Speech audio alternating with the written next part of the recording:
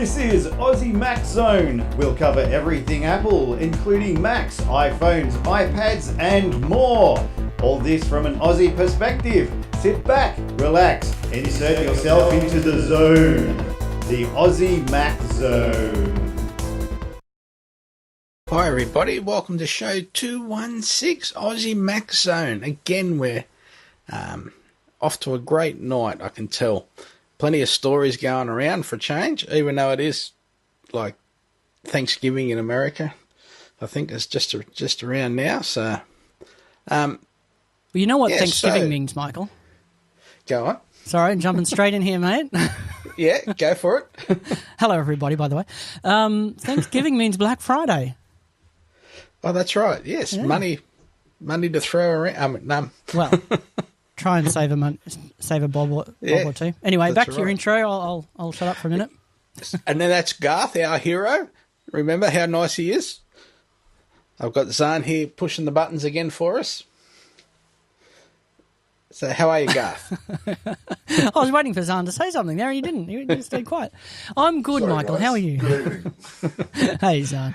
Good to have you there again, man. I'm awesome. I've gone into countdown mode for holidays. I just, today was day 20. Tomorrow, at the end of tomorrow, I'll have 19, that'll be day 19 down and dusted. We'll have to talk about that. I don't know whether I've given you permission to have leave yet. I sent in my request about 2 months ago, and I said if I didn't hear anything back, then that was yes. So, so yes. Just to remember that we are brought to you by athwebhosting.com.au, and we've got 24/7 ticket support, cPanel, the industry standard, over 250 scripts installed with just one click, accepting PayPal as well as other cards. You got instant activation, auto setup 24/7, free setup, domain registration available, 99.95% uptime, affordable and competitive plans starting from $5.95 per month when paid annually. So we've got our Aussie Apple Ramblings rambling on from me. So far Aldi and gave me one little reply to our open letter that we sent off a couple of weeks ago. Got nothing else from anybody. So I will be sending them out again. And just a reminder, anyone wanting to co-host Aussie Mac Zone, of course Garth's doing a runner and I don't know anything about it, but anyway. Feedback at aussiemaczone.com.au, and we'd love to have you aboard. Absolutely. So story number one. What the hell? Apple delaying HomePod smart speaker launch until next year. Apple's statement reads, "We can't wait for people to experience HomePod, Apple's breakthrough wireless speaker for the home, but we need a little more time before it's ready for our customers. We'll start shipping in the US, UK and Australia early in 2018. Now, does that mean that the iPhone 10 and 8 are such winners that Apple's limited manufacturing is all tied up? So what do you make of that? That doesn't mean that at all. I don't know. I think there's something wrong. Something not wrong, but, not going to plan in terms of the software development. I would guess it's a software thing. Could be, manufacturing. Could be anything. But, I don't know, there's been a bit of a habit of this lately, hasn't there? This is not the first product to which this has happened.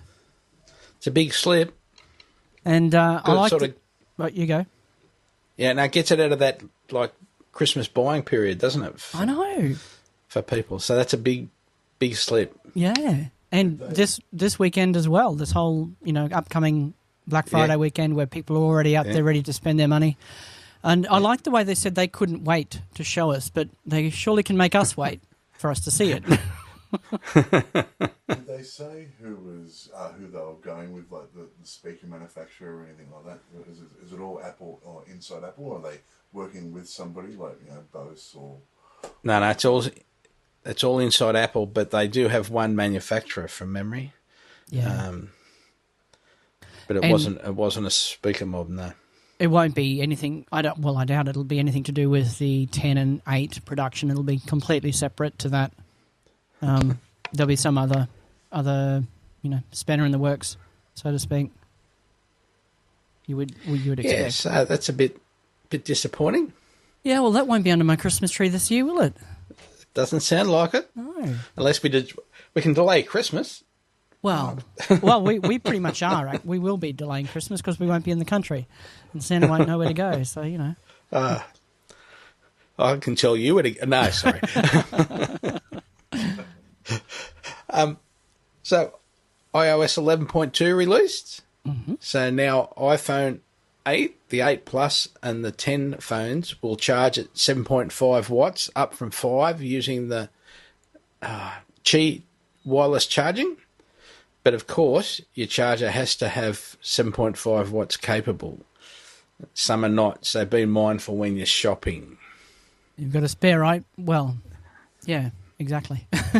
Yeah. For example, if you're using your Apple charger that came with the phone, that's only 5 watts. Yeah. So you got to be aware of what you're actually plugging the USB port into. So just be mindful. We'd hate for you to be disappointed. You've got an old iPad. You can get up to what you want. Yeah, some of them will actually go up to 9 watts, even though the phone's not yet capable of doing it. Some of the chargers will go up to 9 watts with the appropriate AC adapter. How are you finding your charging, Michael? Have you got a mat that you like? No, I just plugging it in and doing it, and the battery lasts forever, so it's just like yeah. Okay, so I've actually just requested a charger from our friends at Mac Gear to try and get one to review for us. Okay, cool. Yeah.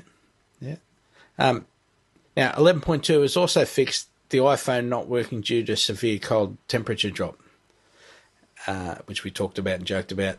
But apparently it had to do with the algorithms for the display, so that it knows when your palm as opposed to your fingers are on there and that sort of thing. Yeah. So they tweaked those algorithms, and that's how they got it to work in the cold. Yes, that makes a lot of sense now that we know how that was a software rather than a physical issue, doesn't it?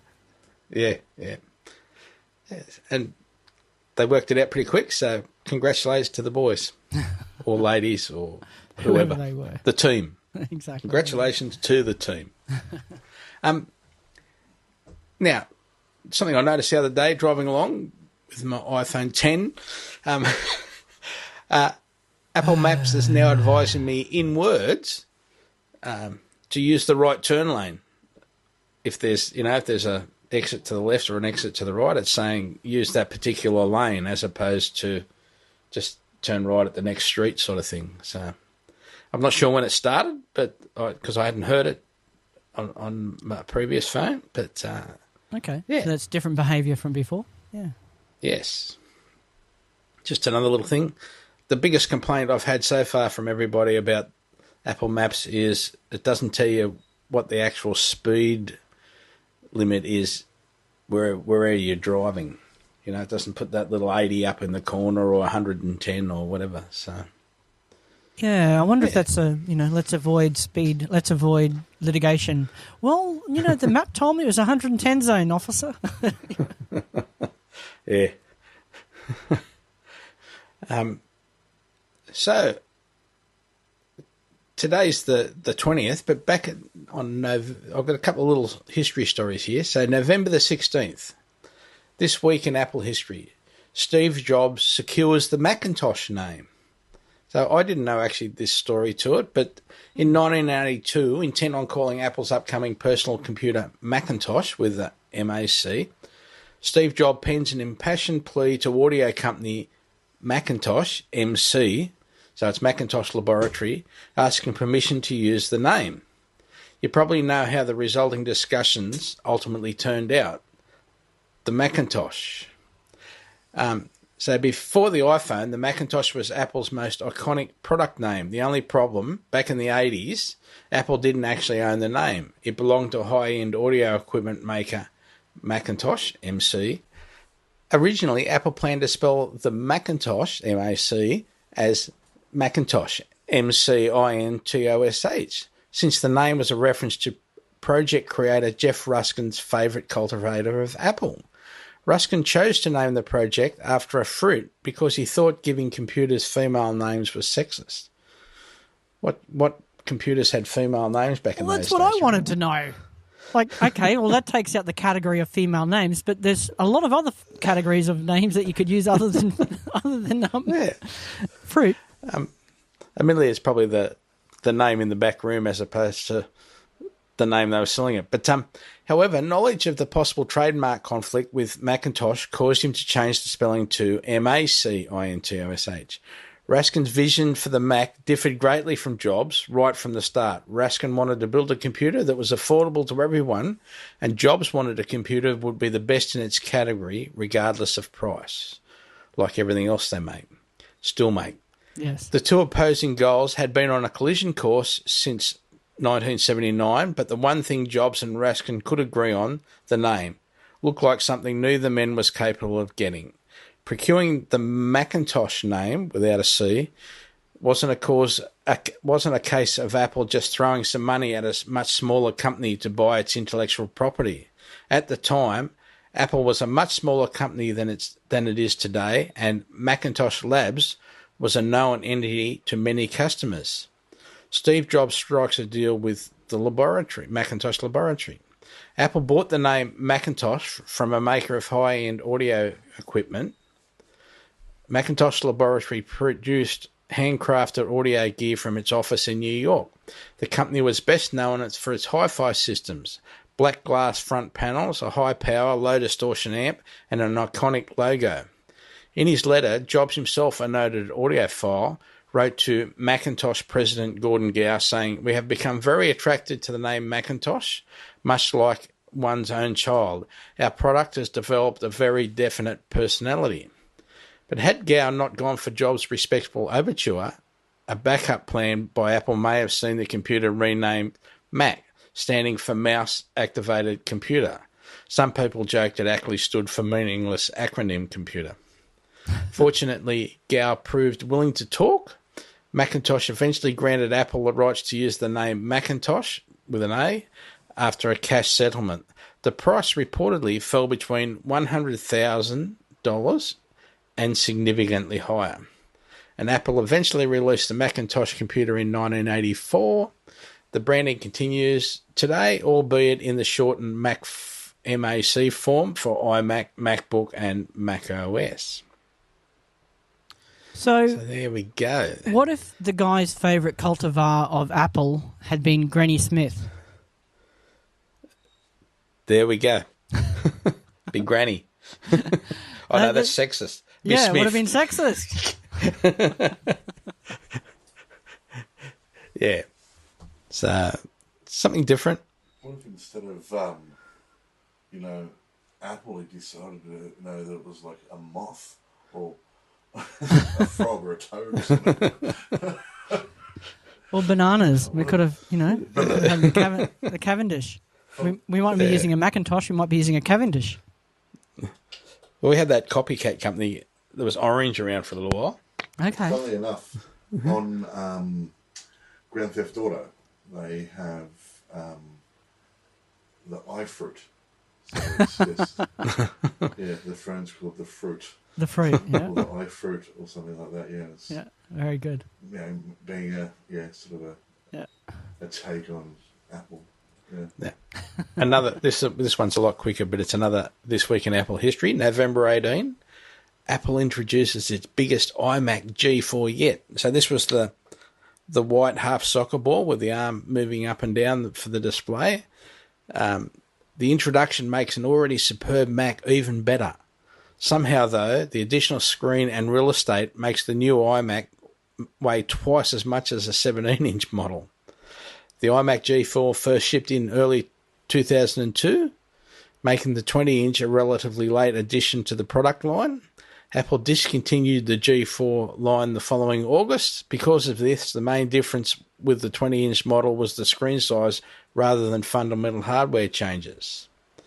So that massive LCD screen proved a joy to behold. It offered an impressive 1680 by 1050 resolution, and still it's amusing to reflect on a time when Apple's biggest regular Mac display was smaller than either of today's two iMac screens. And both those preceding stories were thanks to Colton Mac, who keeps them coming. Very good. But yeah. A lot of those early Macs had tiny little screens, didn't they? Yeah. Like, remember the Mac was a 9-inch screen. Yes, yeah. I remember them in the computer lab. They were, tiny little things, yeah. Like two boxes of AirPods side by side, to nearly the size of the original Mac screen. Far out. Yeah. The iPhone 10, that must be not too far off. Yeah. So, Garth, you've done some. You wanted to bring up the comment about your favourite car brand. Oh, I know. It's the terrible. slow one. What is it? Aussie Tesla Zone or something. Yeah. No, I just wanted to comment on the weekend or late last week. Tesla had their unveiling of the new Tesla Semi. And out of the back of the Semi came the next generation Roadster as well. And all I really want to say is, if you haven't seen these, go and check out the videos on YouTube, because both products are just extraordinary. Now, whether or not, Tesla will ever get around to actually building them in any kind of quantity, like my Model 3 that hasn't even, been dreamt of yet, is another story. But we're talking about a Roadster, with a 0 to 100 in under 2 seconds. So for a $250,000 car, they'll, blow away every other production supercar on the planet, including, Big Gaddies and the Dodge, whatever it's called, Challenger and so forth. Just extraordinary vehicles. This thing has a 200 kilowatt battery pack, which is obviously twice the size of the Model S's current ludicrous P100D, giving it a range of when you haven't been going around doing 400, when you haven't been going around doing drags at in the 8-second zone of over 1,000 kilometers, which is just crazy. Yeah. The Semi will have a range of 500 kilometers or 500 miles, was it? I think. Miles. Yeah, 400 to 500 mile. And it's just not quite enough to get you from Sydney to Melbourne, 500 mile. Just in case. But all you need is one of their, what are they calling, the mega chargers on the way, and realistically, you need to, truck drivers are legislated to have a break. Every 2 hours. I don't know what the reals. They'll have to have a break anyway. The other thing is, unlike a normal truck, you can actually charge while you're unloading. You're not hanging around fueling up for 15 to 20 minutes, then going and unloading, or vice versa. While you're unloading, you can be charging, ready to go again. While you're having your half-hour break, you can. And they've only got to put, they only need one solar panels on the roof of the trailer. There you go. Yeah, that's a fantastic idea. So that's pretty simple, isn't it? Solar powers on the roof of the trailer, and you got solar panels on the roof and a battery on the back of the cab. Yeah. Well, on the trailer, if you had a bespoke trailer, possibly, I don't know how much space you could put on there, but it would do something, right?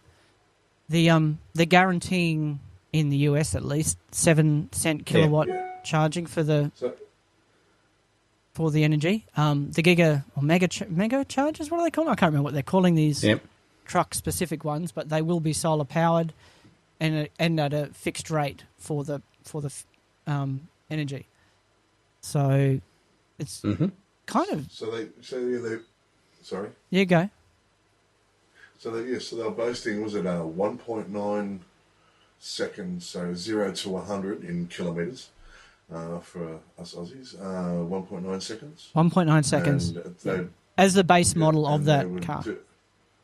Yes, yeah, and the quarter mile done in 8.8 seconds. 8.8, 8.9, yeah. So that, so that is, if you took that to Eastern Creek on a Wednesday night, you'd get one pass and you would be kicked out because you're not allowed to go faster than 10 seconds. Okay. It's fantastic. Extraordinary. And this is off the shelf production, you know. Yeah, extraordinary. Sounds like fun to me. Yeah, and this is a four-seater. Yeah. Put your kids in it. I don't know. Yeah, And exactly. it'll self-drive. It'll self-drive nearly all the way to Melbourne. Well, in by the time anybody in Australia gets it, I'm sure it will be self-driving. But yes, so I don't know. Yeah. Once again, Tesla could be, you know, in a couple of years' time. It's like I said, I think before, it's like Apple 20 years ago.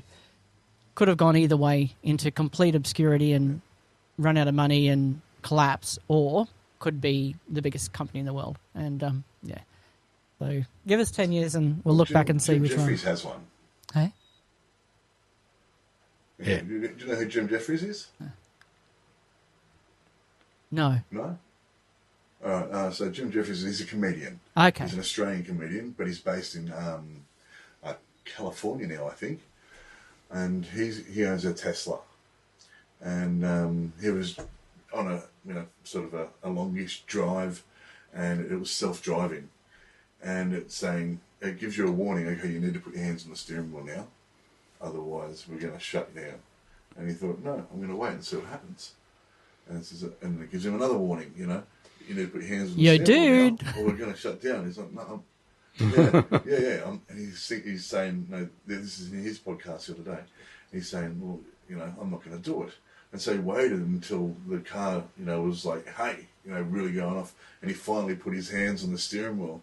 And it's like, right, you're not allowed to have self-drive for another 2 hours now. You have to drive the car. It was the rest of the way home. It was only a 45-minute drive for the rest of the way home. So he had to end up driving, because he thought he'd played that prank. Yes. He had to drive the rest of the way home. Oh, he got put in time out. So that was great. In the corner, you're in time out. Put him in time out. That's fantastic. And that's what they were saying with the Get truck. in the back seat. Yeah, exactly. Well, no, you're not allowed in the back seat. You have to keep your hands on the steering wheel now. Anyway. That's right. I think pretty cool. Yeah, they're a cool toy. And Zahn, you wanted to talk about something you researched from last week's? Yeah, so after we were talking about the breakability, I remember Garth, you were asking about it, and I wanted to know as well, of the iPhone 10. And so I went onto the YouTubes to have a look what I could find, and on Facebook as well, and looking at Nerdist and places like that to see what sort of decent reviews they had, not just amateur ones. And I really couldn't find anything bad. Like, I thought I would find a great review on, oh no, this is going to break, and I'd come back and say, well, but I didn't. They watched probably 8 or 9 videos on the strength of the frame, of the new stainless steel frame, on the capacity of the glass, and then on what height someone could drop the glass, if they could bend the phone to break it, and all that sort of stuff. And the only real downfall that this one guy, and you could hear it in his voice, he must have been an Android sort of person, because he had real disappointment in his voice that he couldn't find a fault with the phone, except for now that he'd broken his iPhone 10, he had the back of the screen, not the front screen. He had to pay $549 to get it replaced. Oh, didn't, eh? Yeah. If he didn't drop the phone in the first place trying to prove Apple wrong, he wouldn't have to pay it. So out of all of that, what I got was the new design's pretty impeccable, and it stands up to what they said it would. That's cool. So Yep. I'm impressed. Yeah, good. There we go. And it makes me want one even more than I already do. No, don't even start thinking like that. Just, be happy with what you've got. That's what we have It's to do. only money. It's only money. That's right. You could go on holidays overseas like my mate, or you could add an iPhone 10 like me. Yeah. Well, yes. I've got the 6 Plus, and the 6S Plus, I should say, and it's a great phone. I love it. But now watching these videos all day and seeing Michael's the last few days, if I could get one, I'd have one now. Zahn, just think how much better next year's models are going to be. That's what I'm sort of holding off on. They're talking. I have heard whispers about what they want to do and everything like that, and the updates and everything like that. And I thought if I hold off a little bit longer, I'll get it. The next gen at 10. But I was there at the beginning. You little catcher-uppers. That's all right. I've got to make myself feel good. Next year, while you've got your old iPhone X, we'll have the new whatever it is. That's right. Whatever it is. And the other little thing I was doing was just on Reese Witherspoon was doing the deal with iTunes for her drama TV series. Yes. That same thing you said, Michael. They signed a contract for 2 10-episode seasons. And they won, and you said this last week, I don't know why I'm repeating myself, but they outbid Netflix and Showtime and all that sort of stuff. So that's going ahead. It wasn't the same TV program that I thought it was. She's done a few more. She actually has her own production company now because she was sick of taking female roles from Hollywood. And so she decided to make her own company and do better, more, female-friendly and feminist sort of rights. She can do what she wants, basically. TV. Yeah. She's got the freedom to do what she wants. Yeah, Just like we do. Yeah. I mean, and this is a new culture for that industry. The music industry has had to go through it, and now TV and film are going through it in terms of actors and performers, and those people having the power to create their own content and have distribution channels that are outside of the standard Hollywood production companies. So it's amazing. It's great. I love it. Yeah. Yep. It's awesome. All right, that's what I've got. Those little catch-ups. Yeah. Thank you. Now, I'm sorry this story is a week late, but Apple expands Everyone Can Code initiative to students around the world. So Apple announced that its Everyone Can Code initiative is being expanded to more than 20 colleges and universities outside of the US. And Royal Melbourne Institute of Technologies, or RMIT, in Australia, is one of many schools that will teach Apple coding classes. All participating schools will offer Apple's app development with Swift curriculum, which is a full-year coding course designed by Apple engineers and educators. The course aims to teach students how to code and design apps for the App Store, and it's open to students of all levels and backgrounds. Now, just talking about RMIT in Melbourne, they've got, I'm assuming it's still there, it's like they've got this little museum in there which is really good for a bit of technical stuff, not of bones and things in Melbourne. Okay. It's certainly worth looking at, assuming it's still there, because I haven't actually been there to that one for about 30 years, but it was awesome. And I'm assuming it's still there because I know the building's still there. So yeah. Okay. Yeah. Former Apple photo guru releases powerful iPhone camera app. Again, Cold of Mac reports a gentleman coder, that's the business name, by the way, who is the former director of the Apple Photo Apps teams, has launched an iOS app for the photographer who prefers to shoot raw images. Raw Power for iOS hit the App Store this week from software company Gentleman Coders, which was founded by Nick Bart, B-H-A-T-T. His 14-year stint in Cupertino included being Senior Director of Engineering for Aperture and iPhoto, and later the Chief Technical Officer for the Photo Apps Group. A raw image is an unprocessed photograph containing raw data recorded by a digital camera sensor. A raw image provides a photographer greater latitude in adjusting exposure, white balance, and colour. JPEGs are compressed files, and any adjustments made can affect the quality of the image. And once it's compressed, you can't actually get it back. Whereas raw, you can have a look on your phone, for example, and see a nice JPEG of it. But then when you get back and use a higher-end editing program, you can do a lot more things with it in the raw format. But this is out of my league, but the full story is in a link, which will be on our show notes at aussiemaczone.com.au. Very good. So we've just got to promote Aussie Tech Radio, the Aussie Tech Security Podcast, and the boys at the Aussie Tech Heads Podcast, the award-winning one, of course. Don't forget, Aussie Mac Zone on Apple News. And yeah, we just like to thank them for their support. And reminder that you can listen to that 24/7, and you got really good Australian and New Zealand podcasts.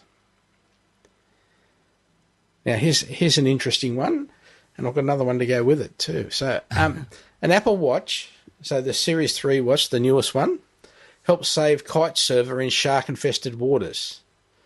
An Apple Watch user claims his Apple wearable device helped save his life after he was stranded a mile off the California coast in great white shark-infested waters while kite surfing. I was really surprised that I had a strong signal, so I called my kids and said, "Don't worry, I crashed and I'm swimming to shore and will be home late." I then called my son back and asked him to send me the number of the Coast Guard just in case. The kite surfer then called the Coast Guard to rescue him, and again to say, "Hey, I'm over here," when he could see they were looking for him. So yeah, home safe and very glad. And then another little interesting one I heard today on a podcast. It's called Download with Jason Snell and a few other people. And so the person I had on today has a Series 1 watch like myself. He has a thing called Heart Watch, which goes on your wrist. And he kept on getting these warnings saying he had an elevated heart rate, and he wasn't doing anything.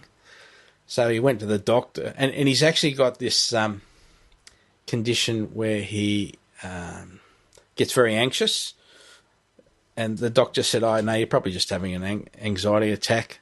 And he said, no, it's been going off like all day. So he showed the doctor the phone with all this information on it. So the doctor said, "All right, I'll send you down for a cardiogram or whatever." Then they found that he had actually had blood clots in his lungs. So then they put him in an ambulance. And he said even the people in the ambulance were saying, "How come you know all this information about yourself? We don't know anyone that knows this much information about yourself." And he said, "Here it is all on my phone. It's from..." Or a watch told me. Yes. Yep. So, that one's not actually in the show notes, but yes, excellent. Yeah, so, and there's a couple of good stories. I think I might have mentioned Heartwatch before, I think, on a couple episodes, a while ago.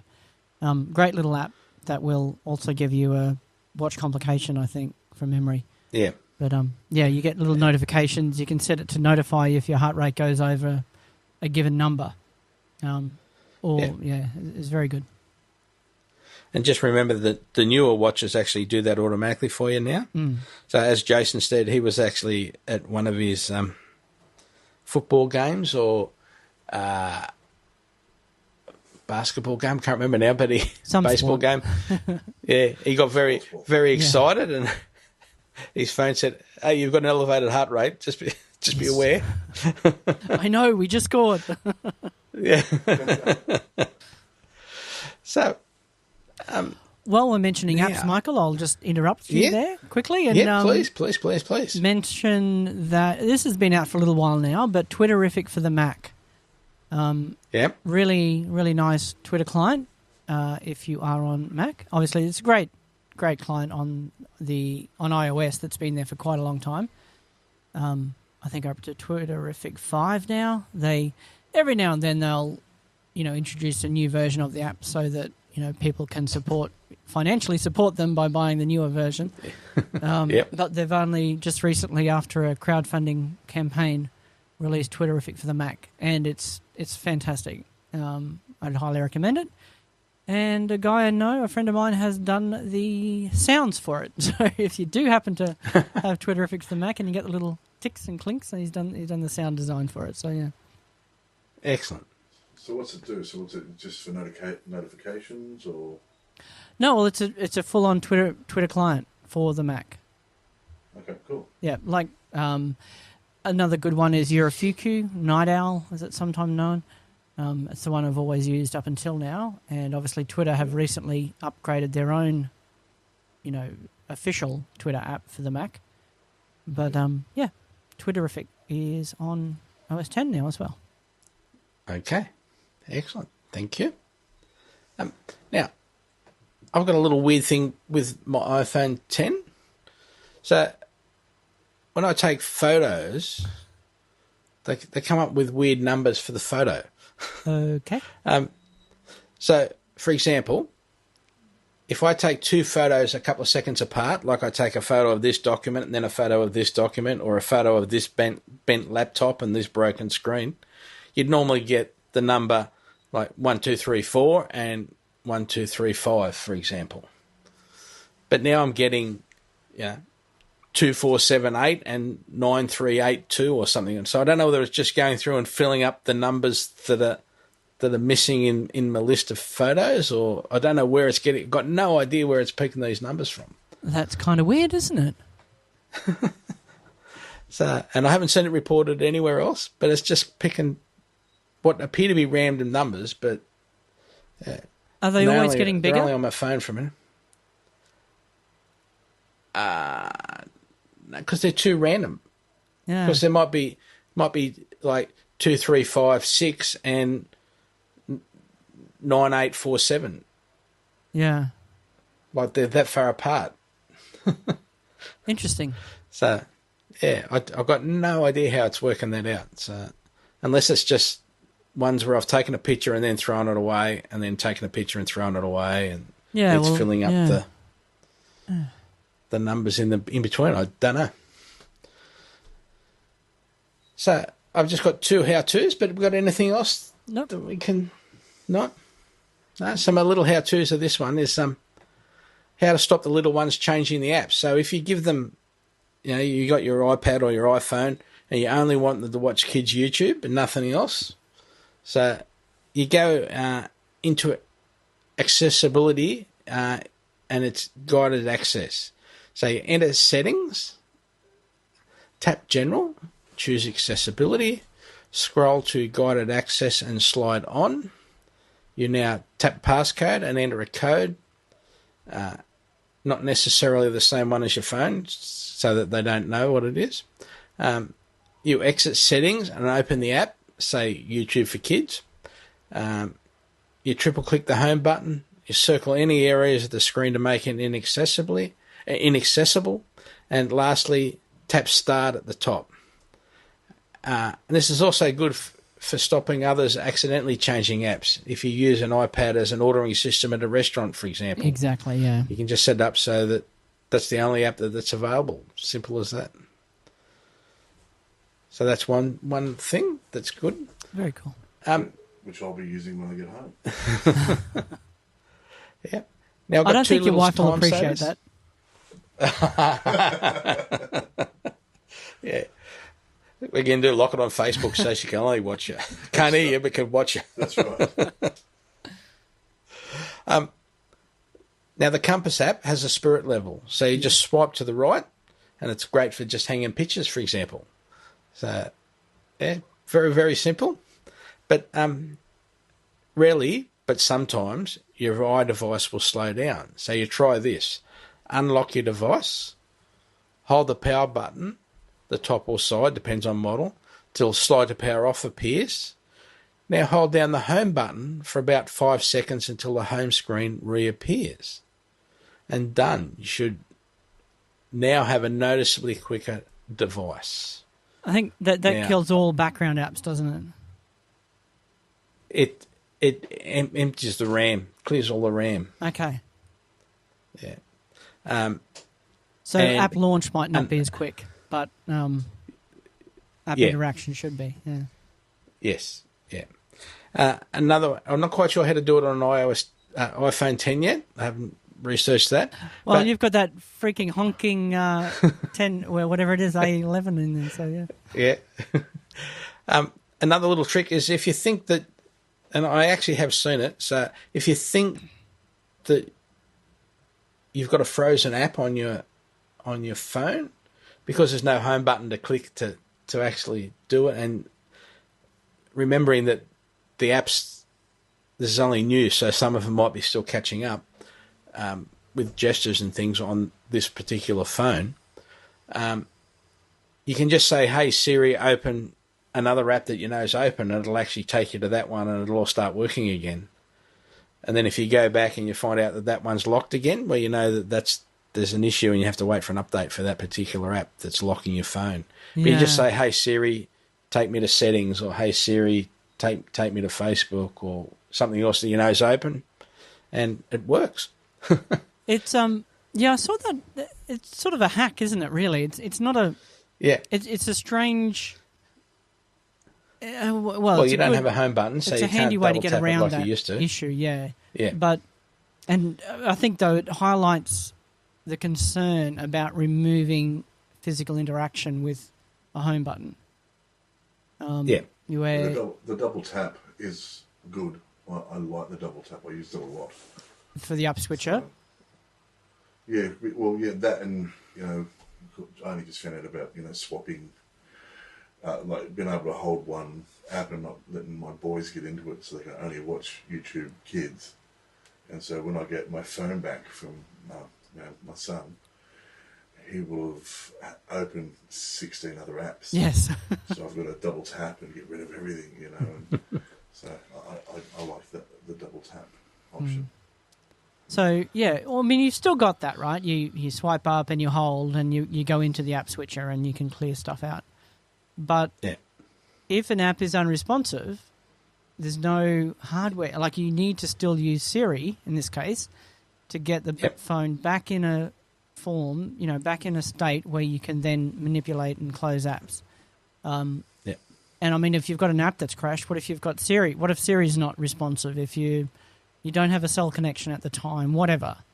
If Siri's not available, maybe going to that Siri screen, maybe just pressing and holding the side button is enough to take you to the Siri screen from which you can then gain access back to gestures. But if a screen becomes unresponsive and your main way of going to the home screen or your main way of getting out of the app is through a screen interaction, which is what it is now with the 10, then you need this, inverted commas hack of using Siri to get around it. So I don't know. It does underline the concern, I guess, with removing the home button. So there's a couple of little things to speed up and make your life a bit quicker, and handy. Like I say, just hanging photos. Bang, you've got a level so you can impress the missus. So you just hope the case that you have on your phone is straight. just make allowances for the volume button, etc. So, thank you to our listeners, our sponsors, and our supporters tonight, and thank you, Garth. Thank you, Michael, and thank you, listeners, and thank you, Zan. Thank you, Zan. Garth. Thank you, Michael. Thank you, listeners. Good night, Joe. And everybody. Thank you all.